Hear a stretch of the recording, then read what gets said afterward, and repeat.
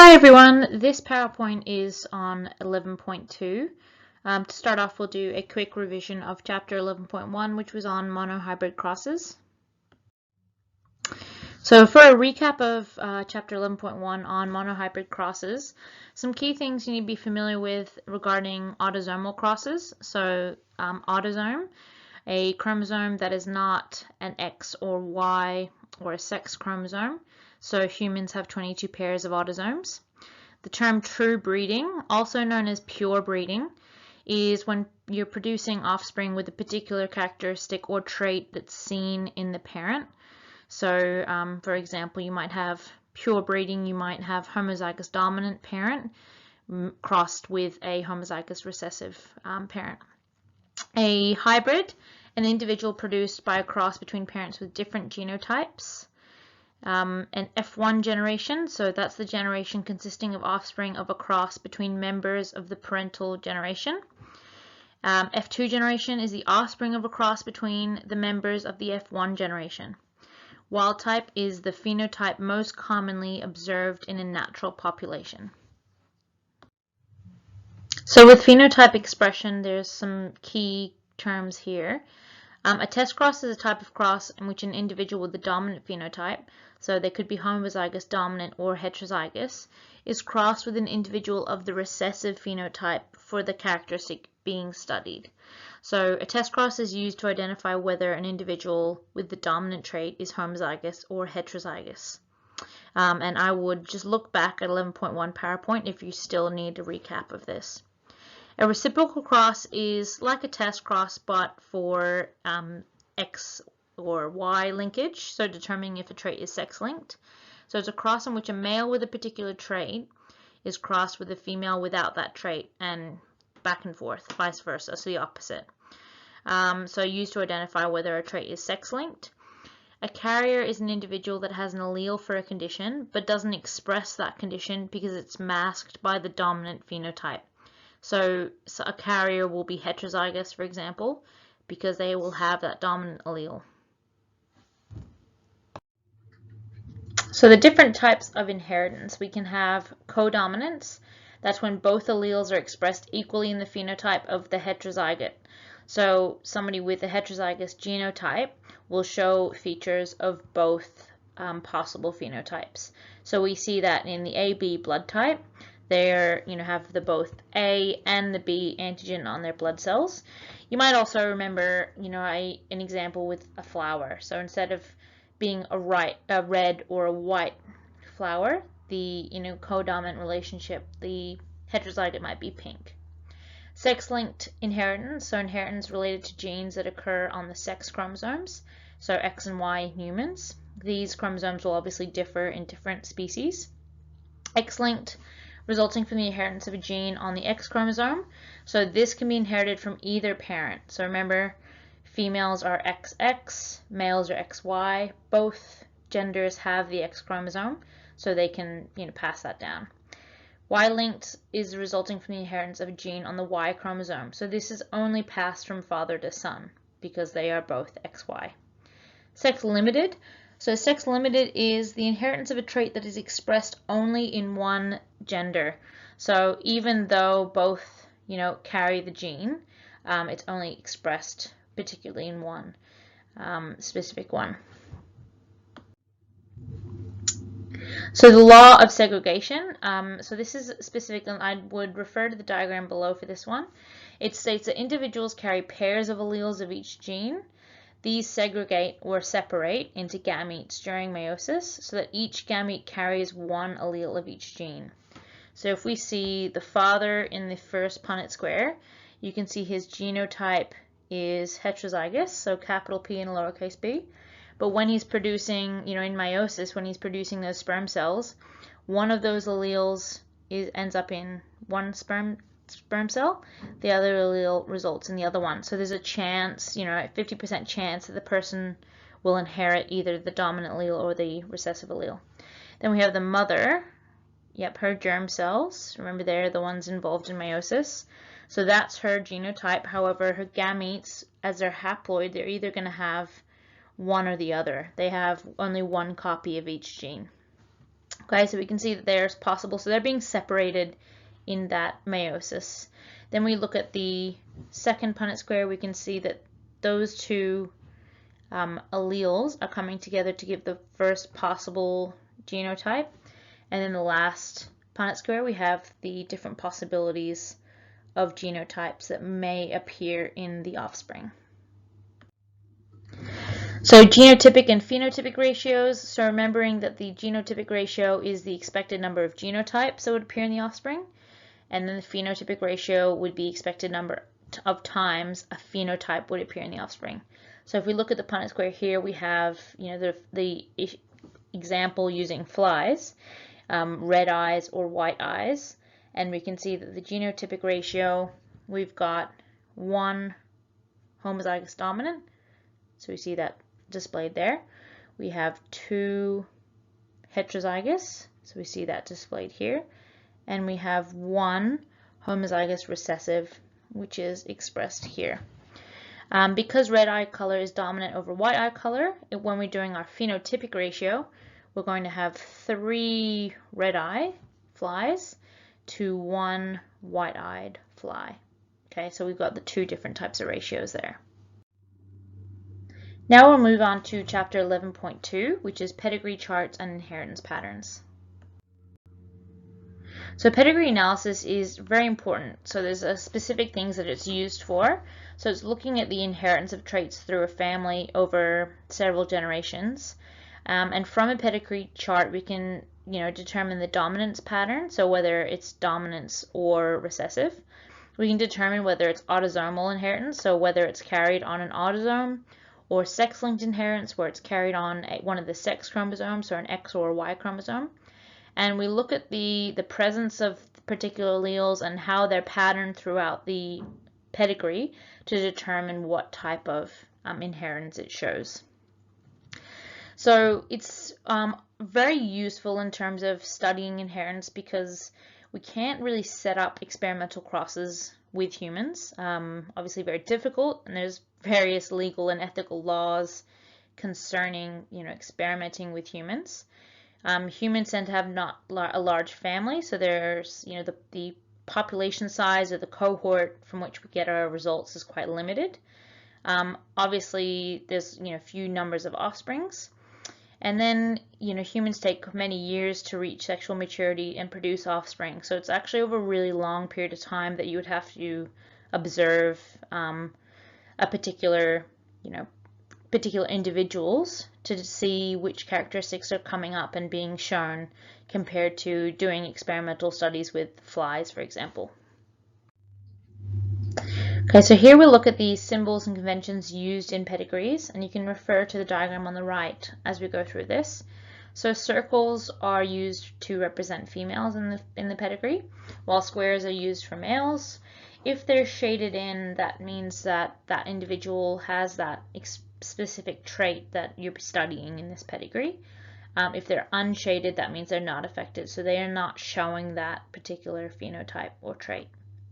If there's a horizontal line, so we're looking at this one particularly, again we can see that here as well, that means that they're mating, there's a specific cross between them.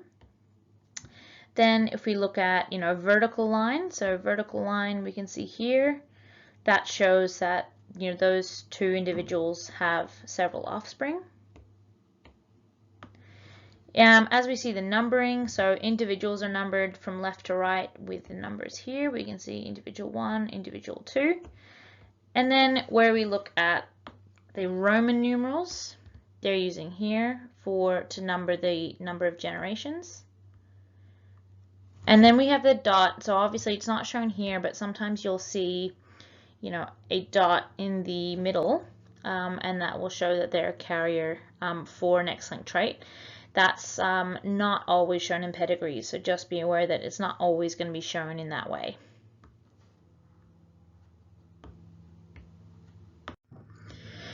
Here are some other symbols, so along the same lines, so female versus male, square versus circle, shaded, unshaded.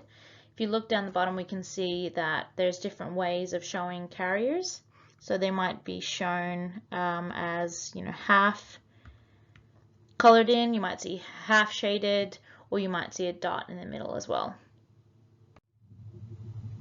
Here's a link to a useful YouTube clip, one of the Amoeba Sister videos that just goes through sex-linked traits and Punnett squares in a bit more detail if you need a bit more help.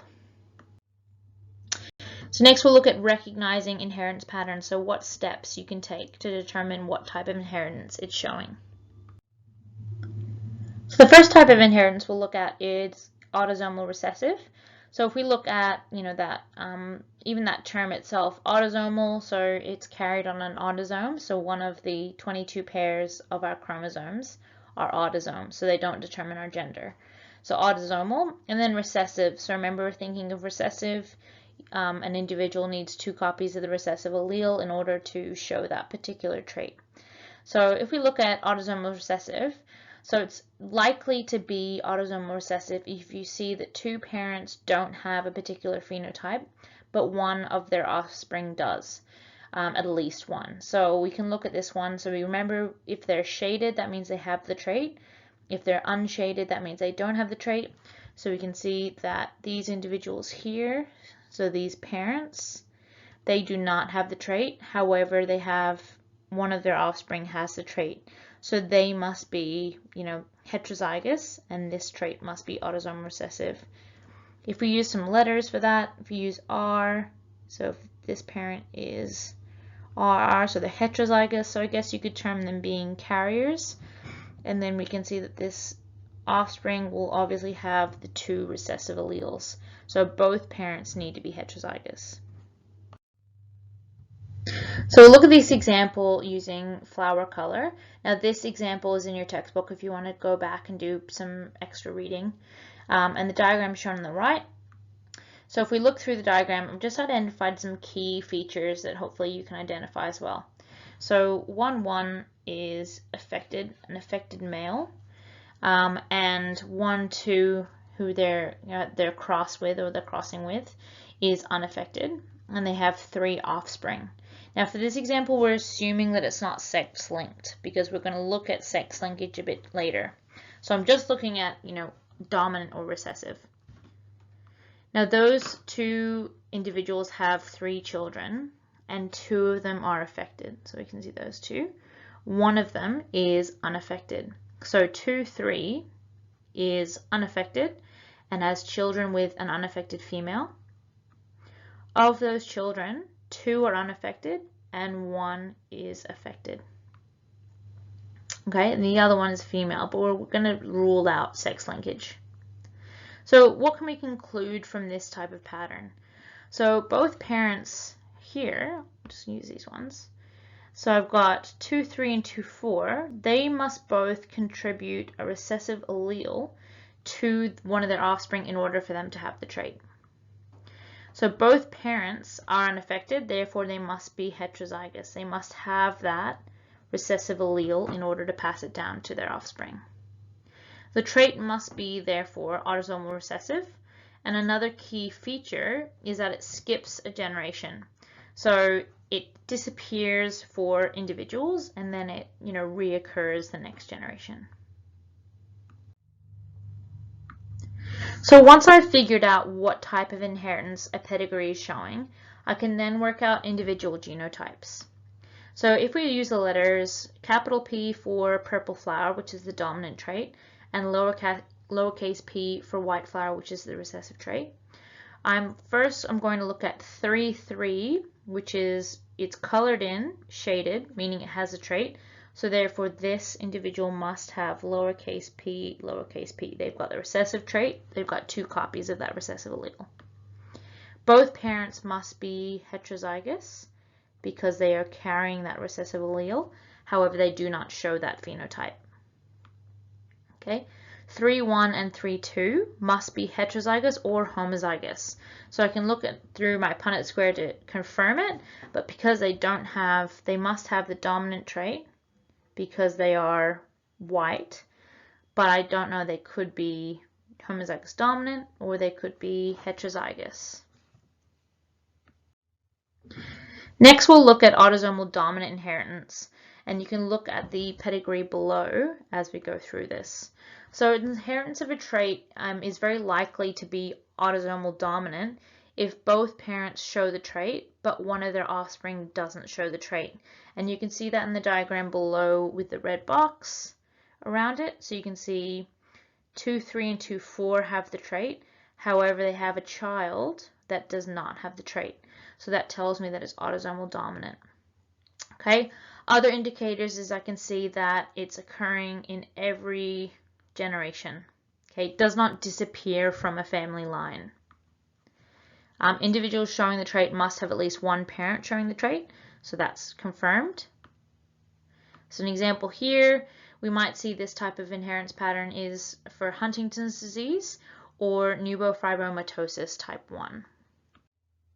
So let's look at an example as well. This is from your textbook. We're going to assume that it's not sex-linked, so we're just looking at autosomal. I'm going to go through how we analyze this pedigree to determine that inheritance pattern. So if I look at this one, I've got 2, 3, and 2, 4 are affected because they're shaded. So I know that they have the trait. However, they have a child without a different color. They have a child without the trait. Okay, so they also have 2 children with the trait. Okay, so have a think. What would that genotype of 3-1 be if they don't have the trait? However, both their parents have the trait. So what could the possible genotype be? So if we look at what conclusion will be is 2, 3, and 2, 4 must contribute one allele for that unaffected child. Remember, if you think of the unaffected is going to be homozygous recessive. So these parents are going to have to be heterozygous for this particular trait. 3-1 is unaffected, so the parents must be heterozygous. And so the phenotype round must be dominant over the wrinkled phenotype. So if we look at this genotype, this individual must be homozygous recessive, so lowercase alleles. So one particular principle I'll go through now is principle of penetrance. So what it explains is that it's expected that every individual who has at least one parent with a disease will also have the disease. So it's expected that if a parent has it, at least one of the offspring will have that disease. However, in some cases, so an example we'll look at is juvenile glaucoma. Now that's a condition that leads to blindness. It is an autosomal dominant condition. So, it will be present, or it is expected to be present in every generation in terms of its inheritance pattern. If one parent has it, it's expected at least one of the offspring will have it. And expected, obviously, if one of the offspring has the genotype, it's expected that they will develop the disease during their lifetime.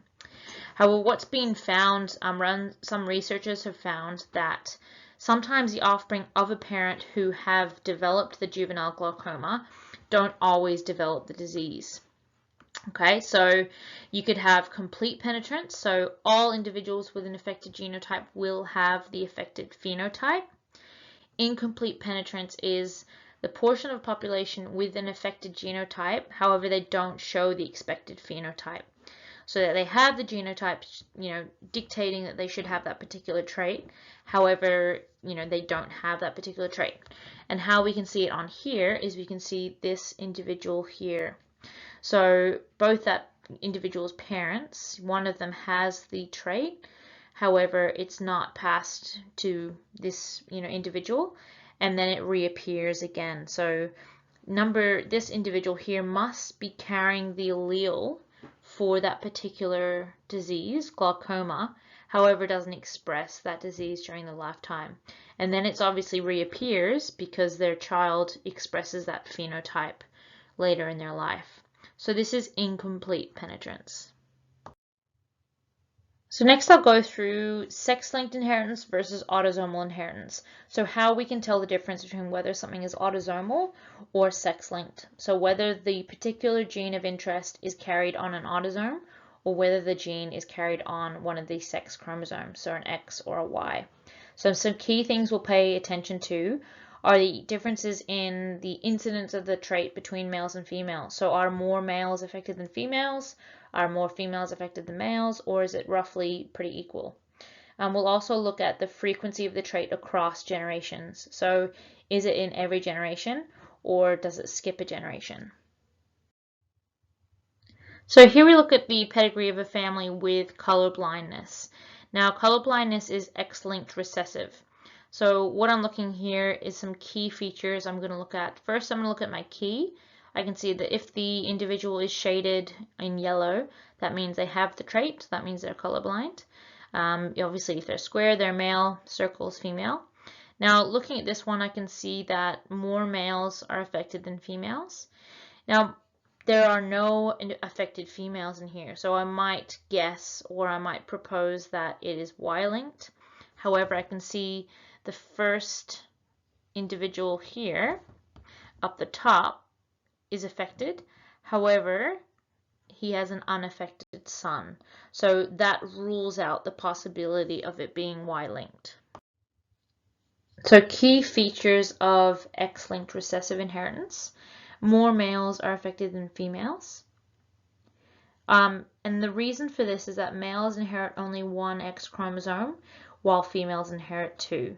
So males are XY, they only have one X chromosome, they receive or inherit this X chromosome from their mother, while females inherit two X chromosomes, they inherit one from their mother, one from their father. So the second X chromosomes in females can mask the trait. So just like in a heterozygote, if it's, dominant, if they have the dominant allele, it will overpower or mask the other allele. An example of this is color blindness. So here's another pedigree of the X-linked recessive condition of color blindness, so also known as red-green color blindness. Now this pedigree is different. Like I said before, some pedigrees will show carriers. So I can see in the key below that a carrier is going to be half shaded, half unshaded. Not all pedigrees will show carriers. However, this one shows this particular trait. So I can see in the first generation, so if I was to label them with my Roman numerals, I've got generation 1, generation 2, 3, and 4. So I can see in generation 1, I have an affected male. He has two daughters who are carrier females. In the next generation, I can see that there is a carrier female and there's a couple affected males. And then in the next generation, I can see a couple carrier females, couple affected males, and I also have one affected female. So remembering that, if she's a female with the condition, she's going to have two X chromosomes. If we use the allele B, she's going to have the genotype of this one. So she's inherited two of those recessive alleles. So this is a really helpful image on sex-linked traits, in particular X-linked. I've got a Punnett square on the left. Now, as it's got an X chromosome, it's got the letter H. This could be conditions such as hemophilia, for example. So on the Y chromosome, there are no alleles because I'm studying a particular X-linked trait, which is the X chromosome, and it's hemophilia, which I use capital H or lowercase h. On the right, I can see a diagram showing, demonstrating this particular condition. So I've got an unaffected father. So unaffected father, we can say, is going to have this genotype. So linking with that Punnett square on the left. I've got a carrier mother. So she has this genotype. So she's got one of the recessive alleles. She does not show that particular phenotype, but she carries that allele. If we look at their possibilities of their offspring, there could be, an unaffected son with that genotype. They could have an affected son with that genotype. They could have an unaffected daughter. And they could have a carrier daughter. So it's a really good way to link kind of the appearance of it with what the Punnett square would look like. Next, I'll look at X-linked dominant inheritance. So X-linked dominant, so let's say we look at the allele like this would be. It's on an X chromosome, it's dominant, so we use a capital allele for that one. So they are rare, and in this case they actually affect more females than males.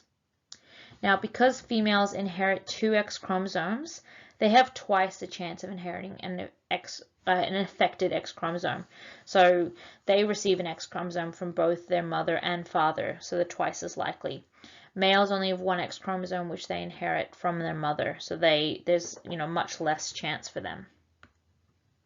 So if we look at affected males, they will have daughters who are all affected because they are passing that X chromosome down to them. If they have that dominant allele and they pass that down to their daughters, the daughters are also going to have the disease.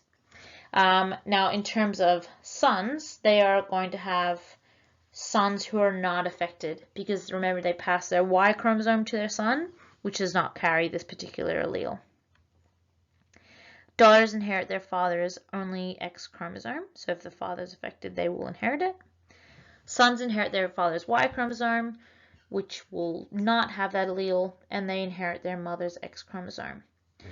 Affected females have a 50% chance of passing on their affected X chromosome. So examples of this would be vitamin D resistant rickets and Rett syndrome. If you're interested in learning more about either of those, I've put a bit of information in the notes section. So here is the pedigree of an X-linked dominant inherited trait. So we can see there's a couple things circled on here. I can see that in the first generation I have an affected male and he has an affected daughter. So she will have inherited that dominant, affected allele from her father. You can see that the mother is unaffected. However, the daughter still has a trait. So she must have inherited it from her father. Down the bottom on the right side, we can see a couple individual circles. I can see there's an affected father. Okay, he's got both of his daughters are affected. They would have inherited that from the father. The mother's unaffected. The sons are unaffected. So that shows that clear X-linked dominant inheritance. So here's another useful diagram for X-linked dominant traits. For this, we'll just use, 2 examples of alleles. So in this X-linked dominant trait, so this is the trait because it's X-linked dominance in the X chromosome, we're using a capital allele. Then we have no trait for this one because of this inheritance pattern. So if we look at the father, he only has 1 of those X chromosomes, remember? So his genotype is going to be this. The mother is unaffected, it's X-linked dominant, so she has to have this genotype. If you look at the son, he inherits an X chromosome from mother. This son's also going to have the same. The daughter, 1 from dad and 1 from mom. Same with this one. So we can see that if the father is affected, all of his daughters are going to be affected. Next we have Y-linked inheritance. Okay, so male offspring inherit their father's only Y chromosome. This is known as hemizygous, which we've gone through in previous lessons. If you're not sure, just have a look back through. So hemizygous because they only have 1 X chromosome. So they're going to show the characteristic on that X chromosome. So for Y-linked inheritance, so in terms of any alleles that are on the Y chromosome will be passed on from father to son. The son inherits his Y chromosome from his father, and then that son will pass it down onto his son, and so on and so forth. So it will be present in every generation. Now obviously females do not inherit the trait associated with the Y chromosome because they do not have any Y chromosome. In this pedigree chart for a trait with Y-linked inheritance, I can see already that only males are affected. There's no affected females. Now to make sure and confirm that it's Y-linked and not X-linked, I'm going to check that it's passed down from father to son in every generation. So first I'm going to look on generation 1. I can see affected father. He has 2 children, a son and a daughter, and his son is affected. In this generation, I can see that they have a cross there. This person has 3 children, 2 are sons, both of them are affected. So I can see that's confirmed. So that's passed down from father to son in every generation. If I look on the other side of the family or the pedigree, I can see this male here has a trait. they have 3 children. They have 2 sons. Both sons are affected. Okay, you can see that 2-4 has children with an unaffected female. They have 4 children, 3 sons. All 3 sons are affected, so that confirms it. Okay, if I look at 3-8, if this individual here, he's affected, he has 1 son, the son is affected. So I can confirm that it's going from father to son in every generation, so it must be Y-linked. So next we'll work out how to determine and rule out something being sex-linked. So here we have a pedigree, and it's just copied 3 times to look at 3 different aspects of it. So I want to use this pedigree to determine, how can we rule out different types of sex linkage. So we'll look at 3 different aspects. So if we look at the first one over here, first one I'm going to do is how can I rule it out being X-linked recessive? Okay, so have a think. I've got in 2-8, I have an affected mother. However, I have an unaffected son. So what does this mean? So in terms of ruling out X-linked recessive for this pedigree, if it's X-linked recessive, an affected mother is going to have all affected sons. Because remember, if this is her genotype for X-linked recessive, her son is going to have this genotype because he inherits that X chromosome from his mother. Therefore, he would have the condition as well. But we can see in the pedigree that this is not the case. If we look at the second one, next one we'll look at is how can I rule out X-linked dominant? So I've got an affected father, but I have an unaffected daughter. So this rules out X-linked dominant because every daughter of an affected male must be affected. So if we say, using that letter again, this is the father, he's passing his X chromosome to his daughter. So she will have this genotype because she's inherited this one from the mother as well. She has to be affected. So we can see in this case, she's unaffected, therefore it can't be X-linked dominant. The last one is how can I rule it out not being Y-linked? Well, the clear reason is that I have affected females, so it can't be Y-linked. The other thing I can see shown in these circles is that the affected father has an unaffected son, so it cannot be Y-linked because it'll be passed down from father to son in every generation. So once you rule out all 3 sex-linked inheritances, so you rule out X-linked recessive, X-linked dominant, and Y-linked, you know it must be autosomal, and then you can look through some evidence of whether it's autosomal dominant or autosomal recessive. So this is a kind of a really useful chart to help you in identifying different inheritance patterns. So first we'll look at, the first question at the top. So is the condition observed in each generation of a family in which it occurs? What that means is you can see it in a pedigree in generation 1, in the following generation, and the next generation. So it's being passed down from individual to individual. So if I can see if it's not present in every generation, then I'm going to look at the next question. So is the condition mainly in males? Okay, yes or no. If the daughters have the condition, does their father also have it? So if it's mainly in males, and if the daughters have it and their father also has it, it's likely to be X-linked recessive. If it's not really a difference between males and females, and some affected daughters have an unaffected father, then it's most likely going to be autosomal recessive. Okay, next we'll look at the other side of it. So if the generation is observed if the trait is observed in each generation of a family, and so I'm looking at this one here, then I'm going to look at, do only males have the condition passing it on from father to son? If yes, then it's going to be Y linkage. Okay. If no, so do males with the condition who mate with a normal female have all daughters but no sons with the condition? So what that means is affected males have unaffected sons, but they have affected daughters. If yes, X-linked dominant. Okay. If no, most likely autosomal dominant. So this is just kind of a really good summary page that hopefully you can use, maybe include in your notes. So what are the key features to identify in a pedigree analysis? So if it's autosomal recessive, these are the things you're going to see. Both sexes are equally affected, so males and females. The offspring of unaffected parents have about a 25% chance of being affected, and affected individuals are homozygous recessive. Now, with that percentage, you're not always going to see that rate in the offspring because there's so few offspring in human reproduction. Next, we look at autosomal dominant. So again, both sexes are equally affected. One parent must be affected in order to have an affected offspring. Okay, so it can't skip a generation. Two affected parents can have an unaffected offspring, and the trait is observed in each generation. X-linked recessive. So you will notice that males are more likely affected than females, or more commonly affected than females.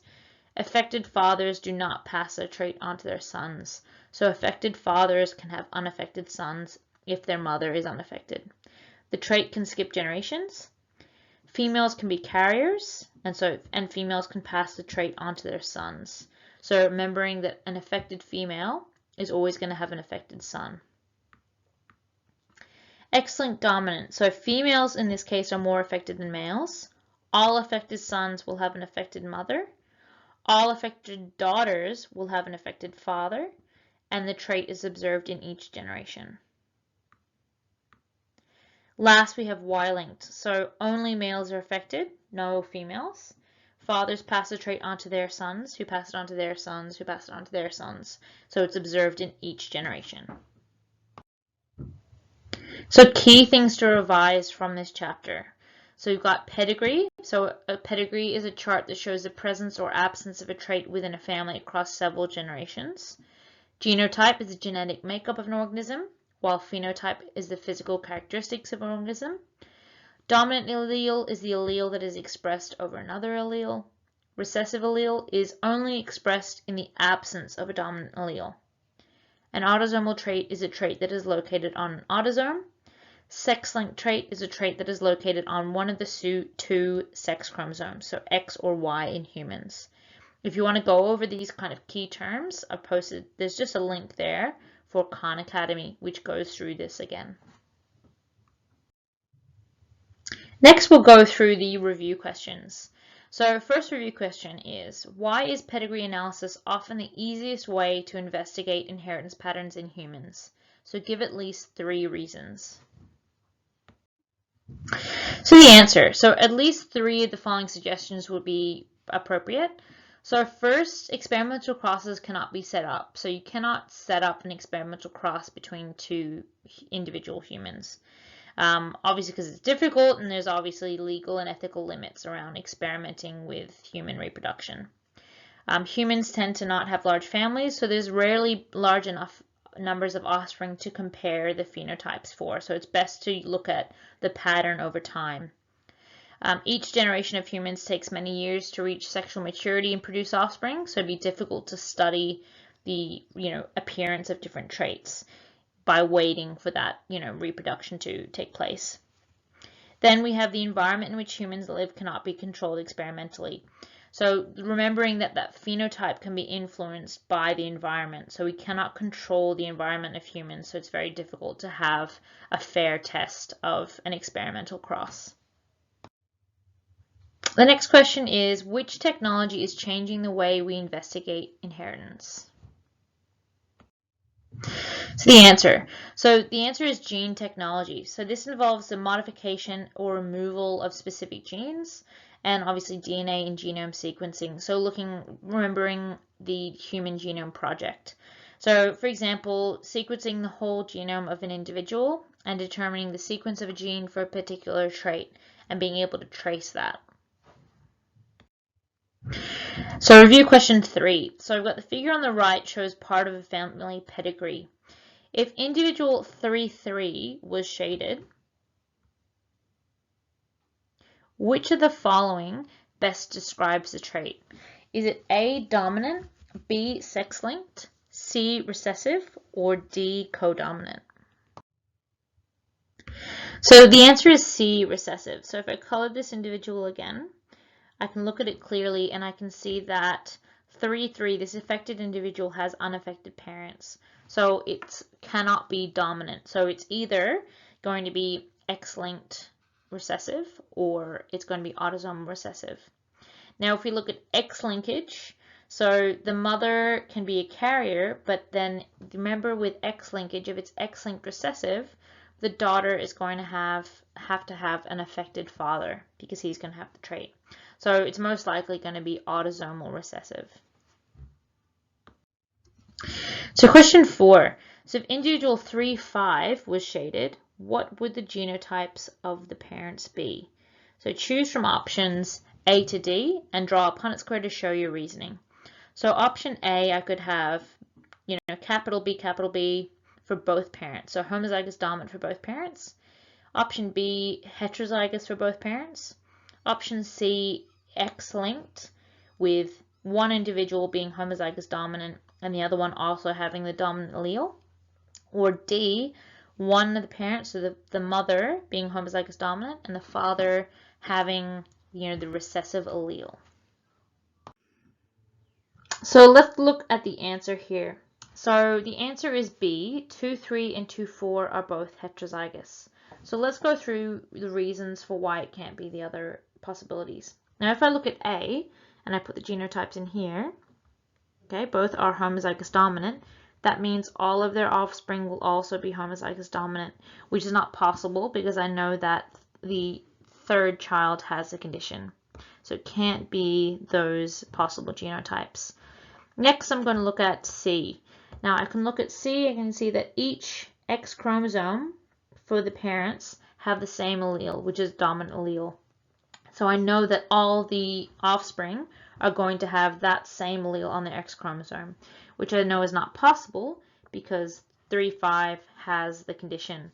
So if they all have the dominant allele, 3-5 must have a recessive allele, but I can't source from where that comes from. Okay, we'll go through D on the next slide. Okay, so let's look at why it cannot be option D. Now, first of all, I'm going to see that this inheritance pattern cannot be dominant because it skips a generation. So it's absent in the second generation, however, it appears in the third generation. So I know that if the person was going to get the disease or the condition, it must be on the recessive allele. Okay, so I'm going to look at option D. I'm going to look at it in the Punnett square and see why it can't be possible. So if I put these alleles in here, so the father has this genotype and the mother has this genotype, okay, and I fill it in, what I'm going to see is that all the possibilities for the offspring are going to have that dominant allele on their X chromosome, okay, which would mean that they would either all have, the unaffected trait. Okay, and I can see in my pedigree that one of their offspring is affected. So it cannot be option D, again, because it cannot be dominant because it skips a generation. So it wouldn't be caused by that dominant capital B on the X chromosome. It would have to result from that recessive lowercase b. In this case, this individual would have to have this genotype. But I can see from my Punnett square that it's not possible to have that genotype. So option D isn't possible. So let's look at, why is it most likely to be B? So B says that both parents are heterozygous and, there's no X chromosome, so it's suggesting that it's autosomal. So if we're looking at this one, I'm going to put those alleles in the Punnett square. And I can see that there's a couple different options here. I'm going to have possibility of a homozygous dominant, possibility of heterozygous, and possibility of that homozygous recessive. Remembering that it can't be dominant, so it can't be these ones. So this is a possibility for the genotype of that affected individual. So it must come from two heterozygous parents. So what does carried on the X chromosome and occurs more in males than females suggest? So the answer is D, sex-linked inheritance. So remembering that if it occurs more commonly in one sex or one gender over the other, it's more likely going to be sex-linked. And if it's carried on the X chromosome, that means the gene is on the X chromosome, which is one of the sex chromosomes. Explain why Y-linked disorders are rare. Okay, the answer to number 6. So the following suggestions would be correct. So the Y chromosome is small. So the Y chromosome cannot carry many genes due to this size. And the Y chromosome is only passed down through the males in a family, from father to son, so the trait cannot be passed to females. Question 7. What type of inheritance is shown in the pedigree? Give 3 reasons for your choice of inheritance pattern. Draw and annotate pedigree in your notes. So key things, looking at the pedigree, go through those steps. Does it affect one gender over the other? Is it passed down in every generation? Is there any specific, characteristics that you can see? Okay, so the 2 possible answers to this one. So answer number 1 is that it is X-linked recessive. The evidence I can see is that the trait occurs mainly in males, so I can't see any affected females in here. Affected fathers do not pass this trait onto their son. So this affected father in the middle has an unaffected son. So I know that it can't be Y-linked. I can have females as carriers. So I can have an unaffected mother. However, she can have an affected son. So she could be carrying that recessive allele on her X chromosome and pass it on to her son. As he only has one X chromosome, he's going to show that condition. Okay, the other possibility is that it is recessive. So I can see from this is that unaffected parents have an affected child. So I can look at this first generation.